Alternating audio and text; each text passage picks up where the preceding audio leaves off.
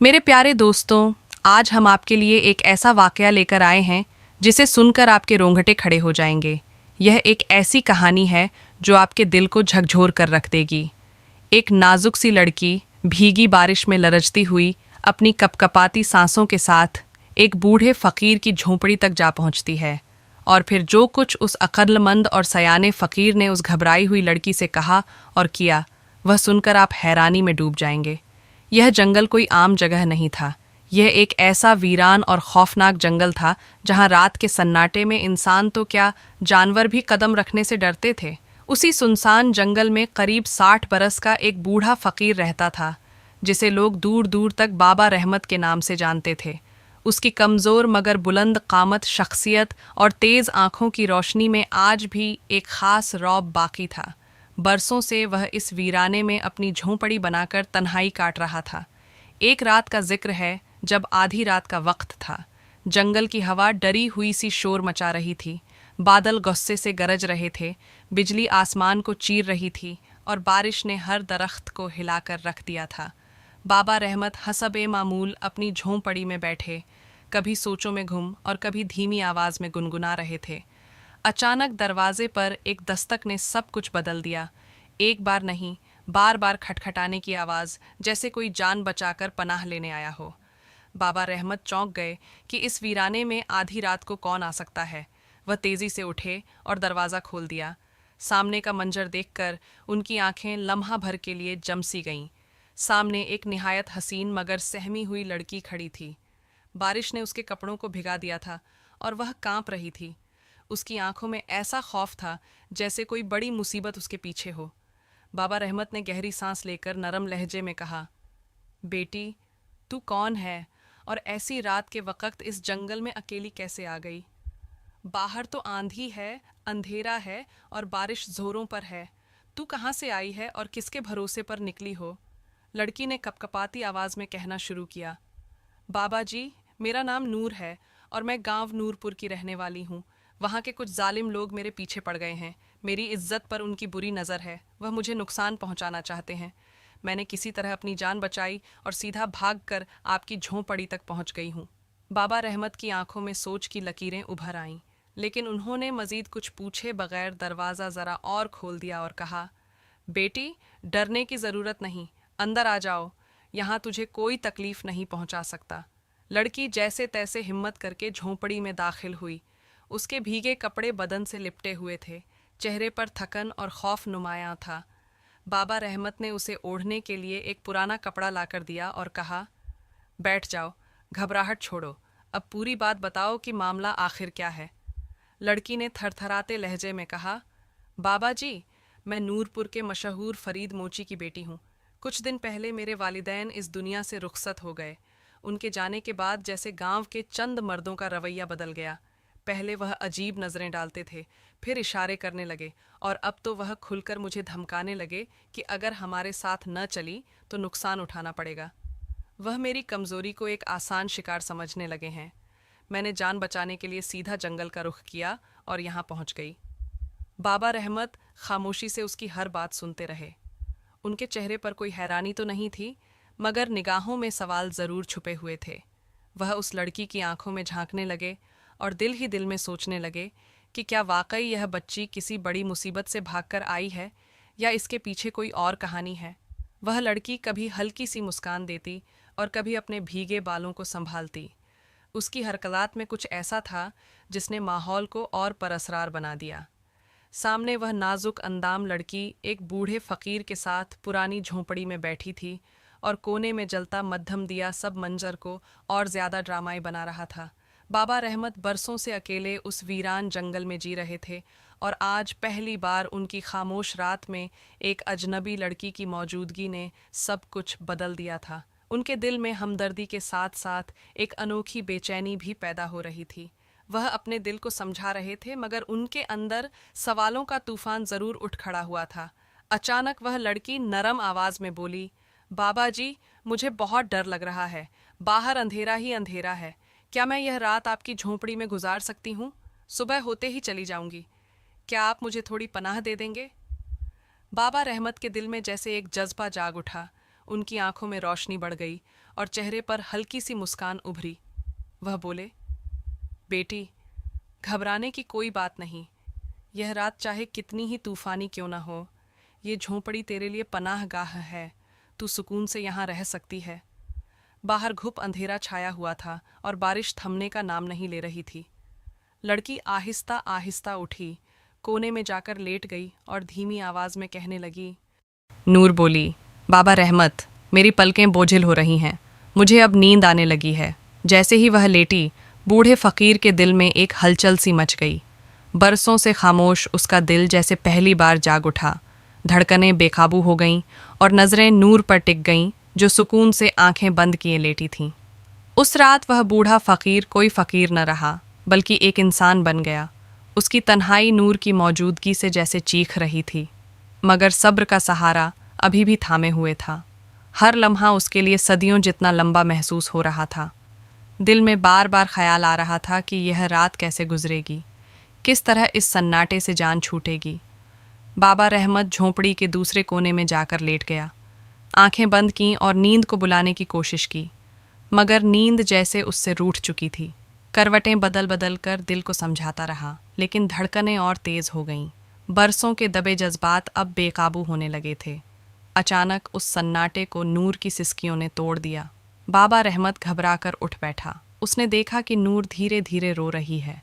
आंखों से आंसू बह रहे थे और चेहरा किसी अंधकारमय दर्द से भरा हुआ था। फ़कीर उसके पास जा बैठा और नरम लहजे में बोला, बेटी नूर, क्या बात है? तुम क्यों आंसू बहा रही हो? नूर ने सिसकियों के बीच कहा, बाबा रहमत, मेरे साथ जो कुछ बीत चुका है वह ज़ुबान पर लाना भी आसान नहीं। यह सुनकर बाबा रहमत शशधर रह गया। उसने हैरान होकर कहा, आखिर वह कौन सा राज है जो किसी को बताया नहीं जा सकता? अगर जी चाहे तो मुझे कह दो, शायद कुछ समझ सकूं। नूर ने उसकी आंखों में देखते हुए कहा, बाबा रहमत, मैं वह नहीं हूँ जो आप सोच रहे हैं। मैं कोई साधारण नारी नहीं, बल्कि एक बदनाम और गिरी हुई हस्ती हूँ। फ़कीर के दिल पर जैसे बिजली सी गिरी। उसने साखित होकर सुना जब नूर ने कहा, मैं आम लड़की नहीं हूँ, मैं एक भटकती हुई आत्मा हूँ। ये सुनकर बाबा रहमत के कदम जैसे ज़मीन में धंस गए। होंठ सूख गए। कांपते लहजे में बोला, क्या क्या वाकई तू आत्मा है? ये मानना मेरे लिए कठिन है। नूर ने धीरे से कहा, बाबा रहमत, मुझे मालूम था कि आपको यकीन नहीं आएगा, इसलिए मैं अपनी पिछली ज़िंदगी की कहानी सुनाती हूँ। फिर वह बोलने लगी, यह कुछ पुरानी बात है। हमारे गांव विष्णुपुर के तालाब के किनारे बरगद का एक पुराना पेड़ है। हम लड़कियां वहाँ घड़े भरती थीं और नहाने भी जाती थीं। एक दिन जब सब लौट गईं तो मैंने उस पेड़ पर एक अजीब व गरीब हसीन जवान देखा।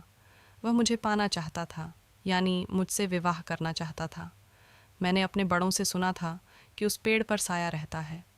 मैं तुरंत समझ गई कि यही वह साया है। उसके बाद उसका जिक्र भी मेरे लिए नापसंदीदा था, मगर वह बाज न आया। जब उसने देखा कि मैं किसी हाल में राजी नहीं हूँ, तो उसने जादू कर दिया। उस जादू के असर में मैं उसके कब्ज़े में आ गई। उसने मेरी मर्ज़ी के ख़िलाफ़ मुझसे विवाह कर लिया, लेकिन वह चाहता था कि मैं दिल से उसके हवाले हो जाऊं।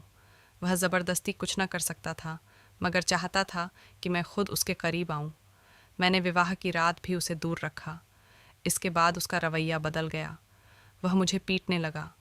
जब मेरा जिस्म अर्धमृत सा हो गया तो उसने कहा, तू मर जाएगी, मगर तेरी आत्मा को सुकून तभी मिलेगा जब तू किसी बूढ़े पुरुष के साथ संबंध बनाएगी। यह सुनकर बाबा रहमत दहल गया। उसके दिल में भय का तूफान उठ खड़ा हुआ। यह ख्याल आया कि शायद नूर उसी शर्त को पूरा करने के लिए उसके पास आ गई हो, और यह अंदेशा सच निकला। नूर ने उसका हाथ पकड़कर कहा, बाबा रहमत, मैं झूठ नहीं कह रही। अगर आपने आज मेरा साथ न दिया तो मेरी आत्मा हमेशा इस जंगल में भटकती रहेगी। फ़कीर के जिस्म पर कपकपी तारी हो गई। पसीना बहने लगा। जिसे वह बेसहारा और नाजुक समझ रहा था, वह अब खुद को भटकी हुई आत्मा कह रही थी। वह सहमा हुआ उसकी तरफ देखने लगा, मगर नूर की दिलकशी अब भी किसी अप्सरा से कम न थी। नूर ने आहिस्ता से कहा, बाबा रहमत, सिर्फ एक रात की बात है। अगर आप मेरा साथ दे दें तो मेरी रूह आज़ाद हो जाएगी और आपकी रात भी खुशनुमा बन जाएगी। फ़कीर के दिल की धड़कन तेज़ हो गई, बदन पसीने में भीग गया, लेकिन उसके कुछ कहने से पहले नूर उसके करीब आकर उसकी सांसों में घुलने लगी। अचानक झोंपड़ी के बाहर एक खौफनाक आवाज़ गूंजी। बाबा रहमत घबराकर बाहर भागा तो देखा कि एक ऊंचे दरख्त पर एक डरावना जिन बैठा है। जैसे ही उसकी निगाह उस पर पड़ी, जिन इंसान की शक्ल में उसकी तरफ बढ़ने लगा। फ़कीर ने पलटकर नूर को देखा और पूछा, ए नूर, तू आखिर है कौन? मगर नूर ने कोई जवाब न दिया। उसका चेहरा बिल्कुल सन्नाटे में डूबा हुआ था, जैसे किसी और दुनिया में खो गई हो। अब वह जिन करीब आ गया, उसकी आंखें दहकते अंगारों की तरह थीं। बाबा रहमत ने कांपते होंठों से कहा, तू कौन है? जिन गरज कर बोला, मैं वही हूँ जिसने नूर को तेरे पास भेजा है। यह सुनकर फ़कीर को सब समझ आ गया। ये सब एक जाल था। वह जिन नूर को अपनी क़ैद में रखकर उसके जरिए बाबा रहमत को बहका रहा था। फ़कीर ने गुस्से से कहा, तेरा यह काला जादू मुझ पर कारगर नहीं होगा। क्या समझा था तू, एक हसीन लड़की भेजकर मुझे गुमराह कर देगा? जिन हंसकर बोला, भटक तो तू पहले ही गया था। अगर यह नूर अपने आप को आत्मा न कहती तो तू कब का अपने जज्बात में बह चुका होता। फ़कीर ने नदमत से नूर की तरफ देखा। वह सर झुकाए बैठी थी। उसकी आंखों में शर्मिंदगी के आंसू तैर रहे थे। वह सोच रही थी कि उससे कितना बड़ा गुनाह करने वाली थी। जिन ने दहाड़ कर कहा, अब तू मेरे जाल में आ ही गया है बूढ़े फ़कीर। बूढ़े फ़कीर ने आंखें मूंद लीं और दिल ही दिल में सोचा, मैं आखिर इस मुसीबत से छुटकारा कैसे पाऊं? फिर उसने आंखें खोलीं और नूर की तरफ देखकर बोला, अपने दिल पर हाथ रख और सोच, तू ये क्या करने जा रही थी? मैंने उम्र भर किसी औरत के साथ कोई गलती नहीं की। फिर तू क्यों चाहती थी कि मेरी बरसों की मेहनत जाया हो जाए, जो मैंने नफ्स की बुराइयों से लड़कर संभाली है? ज़रा अपने अंदर झांक और समझ, तू आखिर क्यों यह सब करने लगी थी? फ़कीर यह बात कह ही रहा था कि इतने में जिन फिर दहाड़ उठा और बोला, ए बूढ़े फ़कीर, अब कुछ नहीं हो सकता। वक़्त हाथ से निकल गया है। जो मुकद्दर था वह अब होकर रहेगा। उसी लम्हे नूर ने लरजते हुए फ़कीर की तरफ देखा और कहा, बाबा रहमत, मुझे मालूम नहीं कि सच क्या है और झूठ क्या। मेरा तो बस इतना मानना है कि किसी तरह मेरी बेकरार रूह को सुकून मिल जाए। बूढ़े फ़कीर ने नरम लहजे में जवाब दिया, ए नूर, सुकून का रास्ता कभी आसान नहीं होता। अपने दिल की आग बुझाने के लिए तुझे खुद को पहचानना होगा। अपनी भटकी हुई रूह की जंग तुझे खुद ही लड़नी पड़ेगी। फिर उसने आंखें बंद करके धीरे से कहा, यह जद्दोजहद रूह की है। इसमें कोई और तेरा सहारा नहीं बन सकता। यह लड़ाई तुझे अकेले ही लड़नी है। फ़कीर की यह बात सुनकर नूर जैसे जाग उठी। उसने धीरे से आंखें बंद कीं और सरगोशी की, बाबा रहमत, शायद आप ठीक कह रहे हैं। अब यह जंग मुझे खुद ही लड़नी होगी।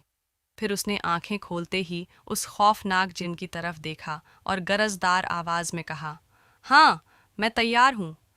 नूर आगे बढ़ी। उसके चेहरे पर अब डर नहीं था, बल्कि हौसले और जुर्रत की रोशनी चमक रही थी। उसने हाथ बढ़ाकर उस होलनाक जिन को काबू करने की कोशिश की। जिन ने रोका, मगर तब तक बहुत देर हो चुकी थी। जैसे ही नूर का हाथ उसके हाथ से टकराया, आसमान पर एक ज़बरदस्त तूफान बरपा हो गया। हवा की शिद्दत इतनी बढ़ गई कि सारा जंगल लरजने लगा। जिन आसमान में चीखता हुआ उड़ने लगा। वह जान बचाने की तगो-दो करता रहा, मगर अब सब खत्म हो चुका था। नूर के वजूद में वह ताकत जाग उठी थी जो भटकी हुई रूह को रहाई दिलाने वाली थी। अब नूर किसी की मोहताज न रही थी। वह अपनी कव्वत से उस जिन का खात्मा करने निकली थी। जिन तड़प रहा था, चिल्ला रहा था, लेकिन नूर की आंखों में अब सिर्फ बदले की आग और सुकून का अज़्म दिखाई देता था। नूर ने अपनी पूरी ताकत लगाकर उस जिन को जकड़ लिया और एक आखिरी झटके से उसकी रूह को चीर डाला। उसी पल वह जिन फ़ज़ा में भड़क कर राख हो गया। जब तूफ़ान थमा और झोंपड़ी के अंदर की मध्यम रोशनी वापस आई तो नूर ने आंखें खोलीं। उसने देखा कि बूढ़ा फ़कीर उसके सामने खड़ा है। उसके चेहरे पर गुस्सा नहीं था, बल्कि सुकून भरी मुस्कुराहट थी। नूर ने शर्मिंदा होकर सर झुका लिया और कहा, बाबा रहमत, मुझसे बहुत बड़ी गलती होने वाली थी। आपने मुझे उस जिन के धोखे से बचा लिया। मैं दिल से आपकी ममनून हूँ। फ़कीर ने सादगी से मुस्कुराकर कहा, यह मेरा फ़र्ज़ था। भटके को रास्ता दिखाना ही असल खिदमत है। अब तू आज़ाद है, जहाँ चाहे जा सकती है। नूर झोंपड़ी से बाहर निकली। अब उसकी चाल में लरजाहट नहीं थी, बल्कि आज़ादी की ठंडी हवा थी। वह जंगल के उस रास्ते पर चल पड़ी जहां से कोई भटकी हुई रूह कभी वापस नहीं आती। दोस्तों, इस कहानी से हमें यह सबक मिलता है कि इंसान की असल लड़ाई दूसरों से नहीं, बल्कि अपने अंदर के खौफ और कमजोरियों से होती है। अगर हम अपने दिल पर काबू रखना सीख लें तो कोई भी शैतान, कोई भी जाल हमें बहका नहीं सकता। याद रखें, बुराई चाहे कितनी ही हसीन रूप में क्यों ना आए, उसका अंजाम हमेशा बर्बादी होता है। लेकिन अगर दिल मजबूत हो तो सबसे अंधेरा रास्ता भी रोशनी में बदल जाता है। अगर आपको यह कहानी पसंद आई है तो वीडियो को लाइक करें, अपने दोस्तों के साथ शेयर करें और मज़ीद डरावनी और सब कामोज़ कहानियाँ सुनने के लिए हमारे चैनल को सब्सक्राइब करना न भूलें।